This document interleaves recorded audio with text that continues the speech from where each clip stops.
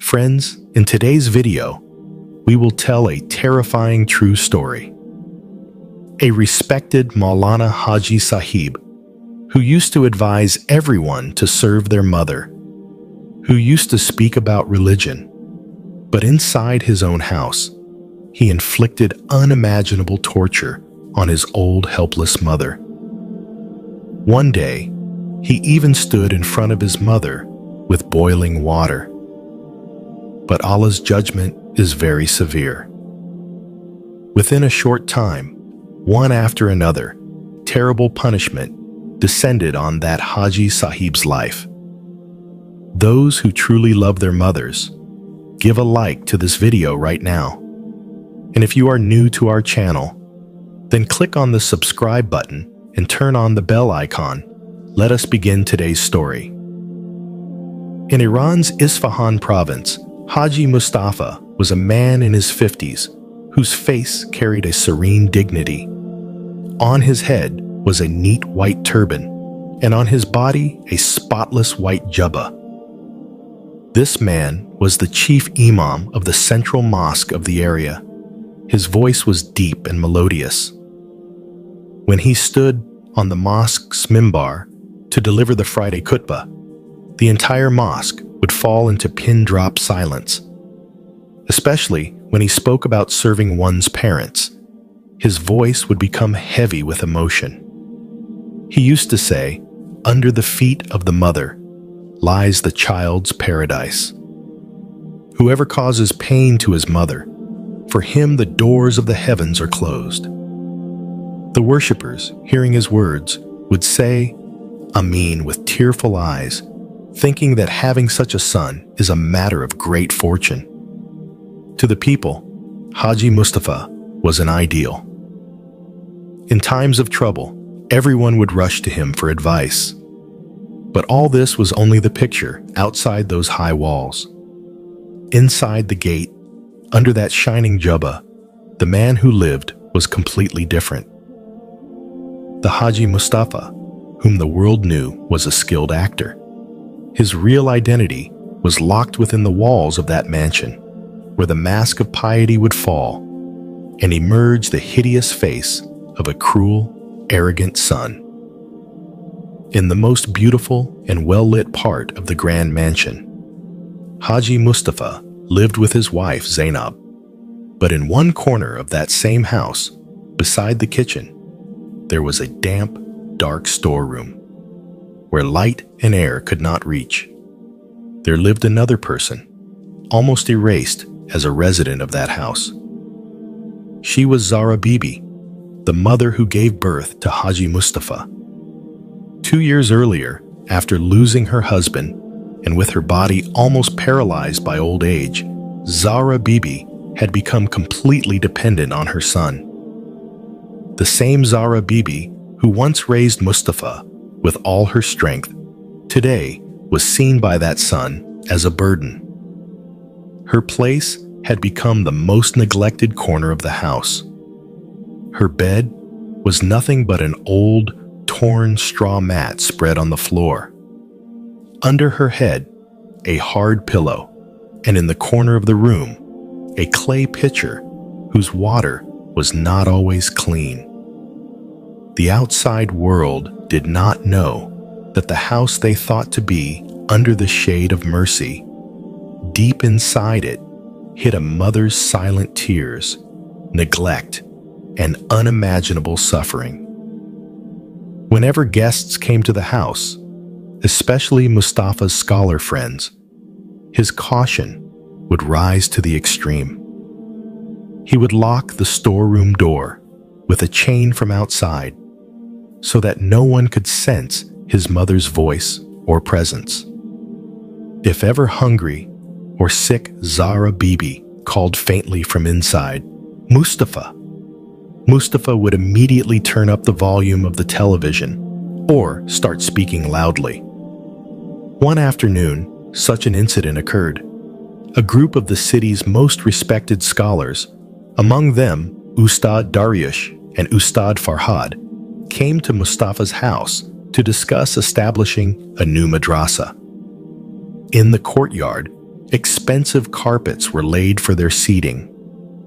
Zainab was busy serving sherbet and fruits, while Mustafa sat with a solemn face, discussing deep religious matters. Suddenly, from the storeroom came a loud thud, as if something heavy had fallen. Likely, Zara Bibi had fallen while trying to get off her bed. Everyone present was startled and looked toward the source of the sound. Ustad Dariush frowned and asked, "Huzur, what was that sound?" Mustafa's chest froze for a moment, but quickly he composed himself and with a fake smile said, "Oh, do not mind, Ustad. That is our old servant. She has aged, so her health is not well. Please do not take it seriously." The guests, reassured by his words, turned their attention back to the discussion. But in the darkness of the storeroom, the words pierced Zara Bibi like arrows. Hearing herself called a servant by her own son, her soul trembled. Warm tears streamed down her cheeks. After the guests left, Mustafa's real face emerged. His face was red with rage. He marched toward the storeroom and flung the door open. Looking at his mother lying on the floor, he shouted, "How many times have I told you to keep quiet? Today you nearly drowned my honor. Even death does not come to you." Zara Bibi said nothing. She only looked at her son with tear-filled eyes. That night, the atmosphere of the house changed. Inside the storeroom, suddenly the air became icy cold. Zara Bibi's body burned with fever. Writhing in pain, she called in a weak voice, "Mustafa, son, my body is burning. Bathe me." Mustafa was watching television in the sitting room. Though his mother's faint call reached his ears, he ignored it. After some time, a strange cruelty awakened in him.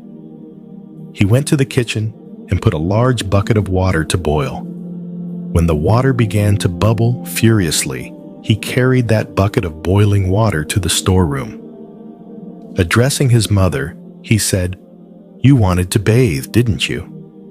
Here you go." He did not pour the boiling water on his mother's body, but right in front of her, he threw it forcefully onto the damp earthen floor. With a violent hiss, steam filled the room. Zara Bibi shrank in fear and terror. Her chest pounded, and tears flowed endlessly from her eyes. Mustafa said, "Keep lying there quietly." Slamming the door shut, Mustafa left.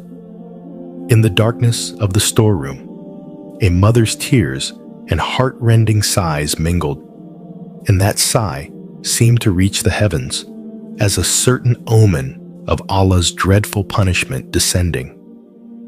From that night onward, the shade of mercy seemed to lift from Haji Mustafa's house. After the dawn at Han, he opened the garden tap for ablution, but the water that came out was strangely slimy and bitter-smelling. Somehow, completing ablution, he went to the mosque. That day, when he stood on the mimbar to deliver the Friday khutbah, an unbelievable thing happened. His melodious voice, which people waited to hear, seemed strangled shut. From his mouth came only a harsh, rasping sound. The worshippers in the congregation began whispering. For the first time in his life, Mustafa felt humiliated and helpless before hundreds of people. He lowered his head and stepped down from the mimbar. From the moment he returned home, a series of strange events began. The water of the house well turned murky and foul-smelling. At night, he began to see terrifying nightmares. He saw in his dream his mother sitting in a dark room, crying and saying, "Water." Waking up, he found a thin red mark on his cheek, as if someone had branded him with hot iron. The moment he touched it, the spot burned painfully. The next afternoon, those two respected scholars, Ustad Daryush and Ustad Farhad, came again.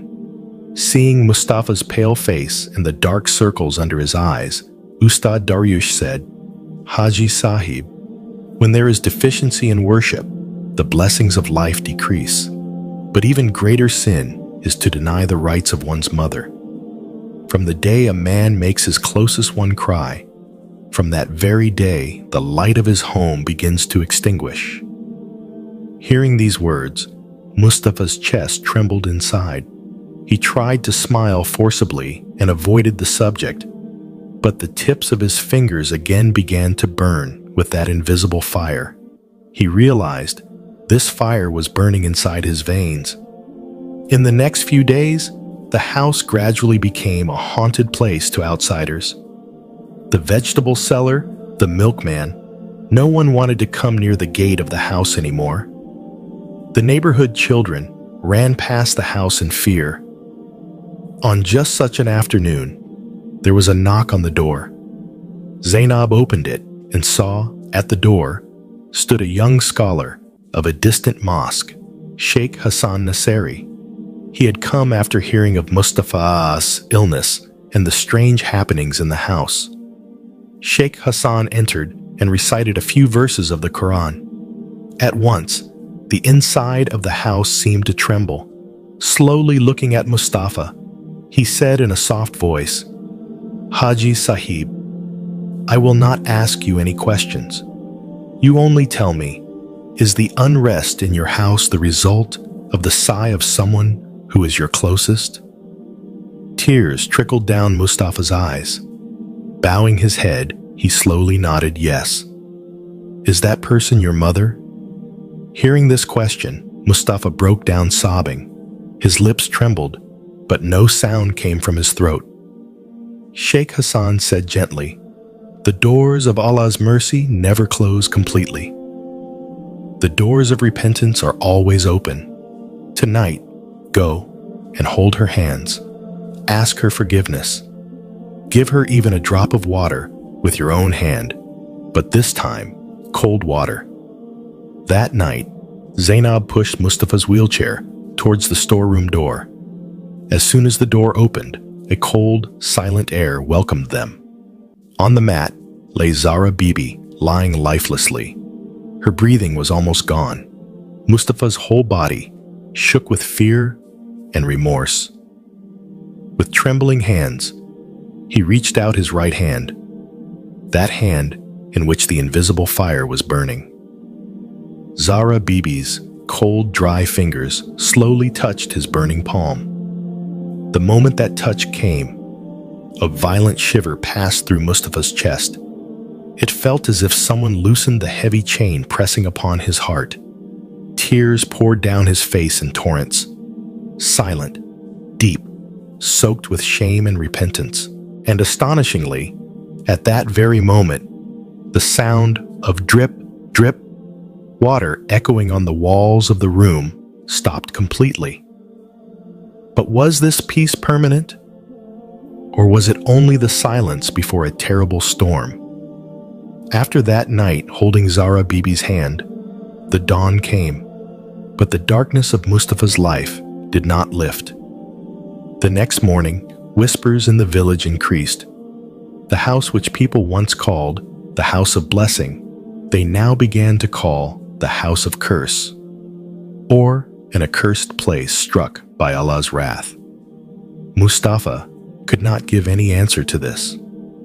Sitting in his wheelchair, he only stared through the crack of the door at his mother's lifeless body. Inside his chest, that invisible fire burned as before, but now it was joined with a dreadful fear. What if everything ended before he found forgiveness? But Allah's trial was still not over. At night, when everyone was trying to sleep, suddenly the old kettle in the kitchen whistled with a sharp, piercing sound. Though there was no fire on the stove, the air grew heavy again. Suddenly, Mustafa felt his right hand turn fiery red. On his skin appeared marks like blisters, as if boiling lava from inside wanted to break through. Writhing in unbearable pain, he curled up. In fear, he tried to whisper, "Allah, forgive me." But his voice seemed taken away forever.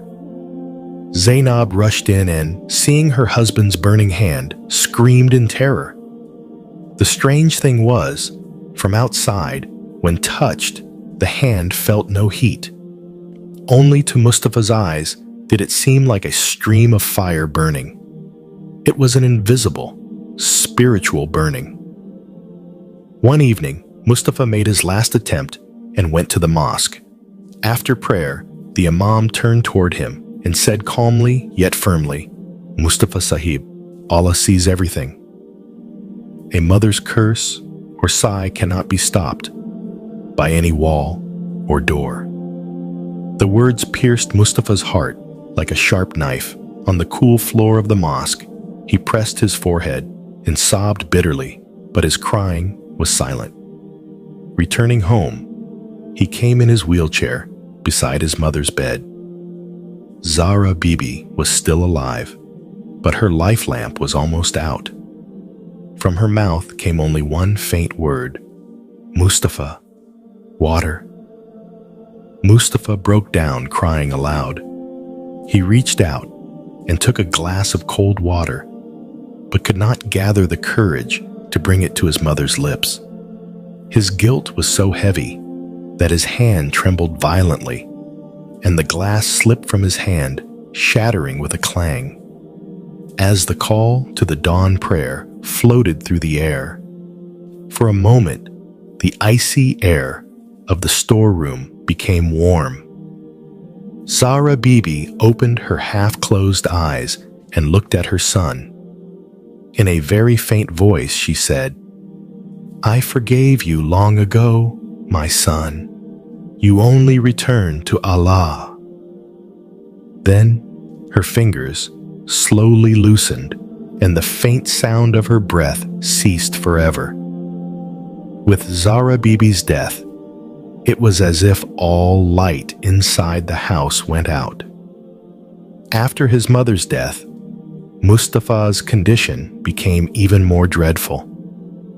He constantly saw his mother sitting in a white shroud, saying, "Water." The fire inside his body grew fiercer.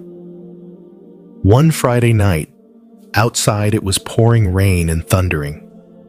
At midnight, suddenly, the glass of Mustafa's window shattered with a loud crash. At dawn, Zainab tremblingly entered the room and saw a terrifying sight.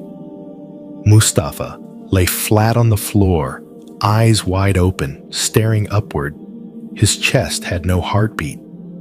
Neighbors gathered to lift his body, but even with 8 men, they could not raise it from the ground. It was as if some unseen force pinned his body to the floor. After much effort, when the body was lifted, it was seen that his right hand was hanging loose. The palm was reddish, blistered.